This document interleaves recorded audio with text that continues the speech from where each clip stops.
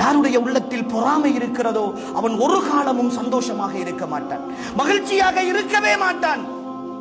அவனுடைய உள்ளம் குறுகுறுத்துக் கொண்டே இருக்கும். அவன் யாரை பார்த்து பொறாமைப்படுகிறானோ அவன் நிம்மதியாக சுற்றி திரிவான். அவனுக்கு இவனை பற்றி எந்த அக்கறையும் இருக்காது.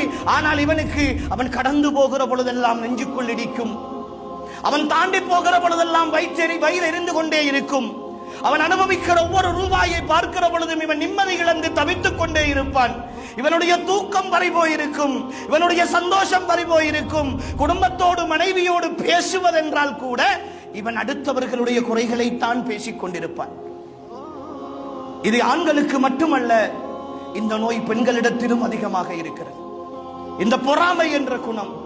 இன்னொருத்தி ஒரு நகையை போட்டு வந்தால் கூட அவள் ஏதோ ஒன்றை சம்பாதித்து அவனுடைய கணவன் வாங்கி கொடுத்திருப்பான், இல்லை அது தவறாகவே வாங்கி கொடுத்திருக்கட்டும், அதை பற்றி பேசுகிற உரிமையும் அருகதையும் எனக்கு கிடையாது. ஆனால் அதை பொறாமைப்பட்டு அவளை பற்றி இல்லாத பொல்லாதவைகள் எல்லாம் பேசி அவர் அப்படி வருகிறார் இப்படி வருகிறார், தேவையா தேவையில்லையா என்ற விவாதங்கள் எல்லாம் நடத்தி உள்ளத்தில் அப்படியே நிம்மதியை இல்லாமல் ஆக்குகிற முதலாவது வகை இந்த பொறாமை. அன்புக்குரிய